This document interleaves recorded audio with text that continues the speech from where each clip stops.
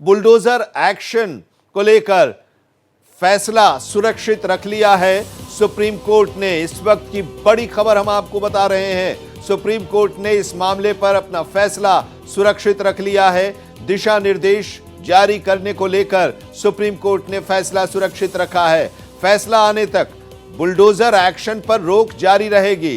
Bulldozer कार्रवाई पर अंतरिम रोक जारी रहेगी, सुप्रीम कोर्ट ने यह कहा है। और साथ ही हम आपको यह बता दें कि देश भर में हो रहे बुलडोजर की कार्रवाई पर दिशा निर्देश जारी करने को लेकर सुप्रीम कोर्ट ने अपना फैसला सुरक्षित रख लिया है। साथ ही कोर्ट ने अंतरिम रोक को बरकरार रखा है। उत्तर प्रदेश, मध्य प्रदेश और राजस्थान में हुए बुलडोजर की कार्रवाई के खिलाफ दायर याचिकाओं पर सुनवाई के दौरान सुप्रीम कोर्ट ने एक बार फिर यह कहा कि दोषी होने के बावजूद उसके घर को नहीं गिराया जा सकता है। कोर्ट ने कहा कि सार्वजनिक सड़कों पर वाटर बॉडी या रेलवे लाइन की जमीन पर अतिक्रमण से बने मंदिर, मस्जिद या दरगाह है तो उसे जाना होगा, क्योंकि पब्लिक ऑर्डर सर्वोपरि है। तो आज सुप्रीम कोर्ट में उत्तर प्रदेश, मध्य प्रदेश और राजस्थान में वहां की सरकारों के द्वारा जो बुलडोजर एक्शन चल रहा था, कार्रवाई हो रही थी, उस कार्रवाई को लेकर सुप्रीम कोर्ट में याचिका दायर की गई थी। सुप्रीम कोर्ट ने इससे पहले भी उस याचिका पर सुनवाई की थी और एक रोक जारी किया था और उसके बाद आज भी सुनवाई हुई। लेकिन सुप्रीम कोर्ट ने अभी कोई गाइडलाइन या दिशा निर्देश जारी नहीं किया है और सुप्रीम कोर्ट ने हालांकि जो रोक है उसको बरकरार रखा है। क्या कहा सुप्रीम कोर्ट ने, जरा रुक करते हैं अपने संवाददाता गोपाल कृष्ण का, हमारे साथ इस वक्त जुड़े हुए हैं सुप्रीम कोर्ट से। गोपाल कृष्ण, आज की इस अहम सुनवाई पर सबकी निगाहें टिकी हुई थी, क्या कहा आज सुप्रीम कोर्ट ने? कुछ निर्देश दिया है क्या राज्य सरकारों को? देखिए आनंद विजय जी, सुप्रीम कोर्ट देश भर में जो बुलडोजर की कार्रवाई हो रही है उसको लेकर के दिशा निर्देश जारी करने को लेकर के आज सुनवाई हुई। सॉलिसिटर जनरल तुषार मेहता ने अपना पक्ष रखा और सभी जो याचिकाकर्ताओं के वकील पेश हुए थे उन्होंने अपनी अपनी दलीलें रखी और सभी की दलीलें सुनने के बाद कोर्ट ने इस मामले में फैसला सुरक्षित रख लिया है। और कोर्ट ने कहा है कि इस मामले में सुप्रीम कोर्ट द्वारा जो 17 सितंबर को अंतरिम रोक लगाई गई थी उस अंतरिम रोक को आगे जारी रखा जाएगा, यह आदेश दिया है। मामले की सुनवाई के दौरान सुप्रीम कोर्ट ने कहा है कि अगर सरकारी जमीन पर मस्जिद, मंदिर या दरगाह बना हुआ है तो उसे जाना होगा, क्योंकि पब्लिक ऑर्डर जो है वो सर्वोपरि है। और सुप्रीम कोर्ट ने यह भी कहा है कि अगर कोई आरोपी है या दोषी है तो सिर्फ इस आधार पर जो है उसके घर को जो है नहीं ढाया जा सकता है, यह बातें कही गई है।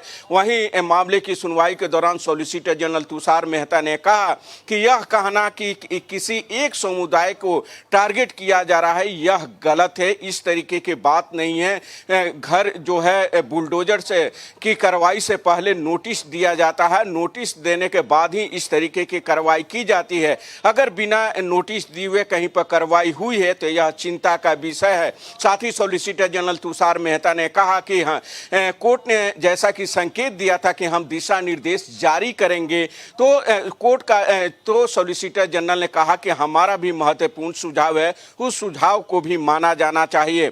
जस्टिस केवी विश्वनाथन ने इस पर कहा कि अभी तक कुछ सालों में 4.5 लाख बुलडोजर की कार्रवाई हो चुकी है, जिस पर सॉलिसिटर जनरल तुषार मेहता ने कहा कि चिंता का विषय यही है और अभी सिर्फ 2% ही बुलडोजर की कार्रवाई की गई है।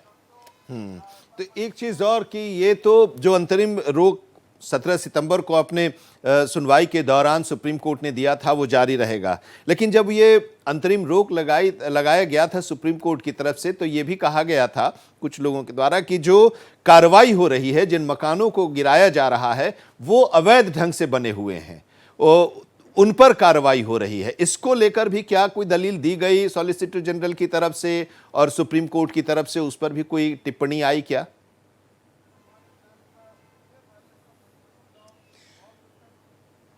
देखिए आनंद विजय जी, जब यह मामला आया था तो उत्तर प्रदेश, मध्य प्रदेश और राज्य सरकार में राजस्थान में जो बुलडोजर की कार्रवाई की गई थी उसके खिलाफ अलग अलग याचिका दायर की गई थी। जमीयत उलमाए हिंद ने याचिका दायर की थी और उससे पहले दिल्ली के जहांगीरपुरी में जो बुलडोजर की कार्रवाई हुई थी कुछ साल पहले, उसको लेकर के भी याचिका दायर की गई थी। विभिन्न याचिकाओं पर सुप्रीम कोर्ट ने पिछली सुनवाई में चिंता व्यक्त की थी और कहा था कि जिस तरीके से बुलडोजर की कार्रवाई हो रही है यह बिल्कुल सही नहीं है। और सुप्रीम कोर्ट ने यही टिप्पणी की थी और कहा था कि भले ही दोषी क्यों ना हो, हत्या के मामले में भी दोषी क्यों ना हो, उसके घर को नहीं गिराया जा सकता है। और यही कहते हुए सुप्रीम कोर्ट ने पिछली सुनवाई में अंतरिम रोक लगा दिया था और कहा था कि मेरा जो आदेश है वो पूरे देश भर में लागू होगा, यानी कि सुप्रीम कोर्ट का आदेश पूरे देश भर में लागू होता है। और यही कहते हुए कोर्ट ने अंतरिम रोक लगाई थी। आज मामले की जब सुनवाई हो रही थी उस दौरान भी याचिकाकर्ताओं की तरफ से तमाम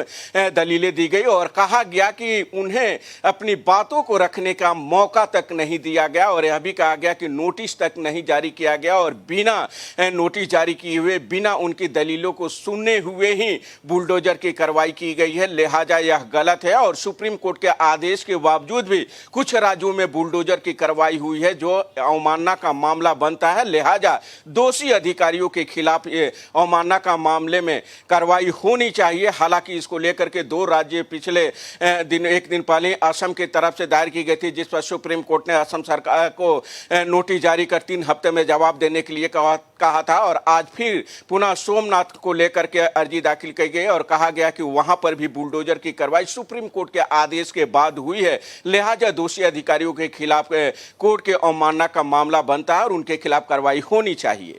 शुक्रिया गोपाल कृष्ण हमारे साथ जुड़ने के लिए।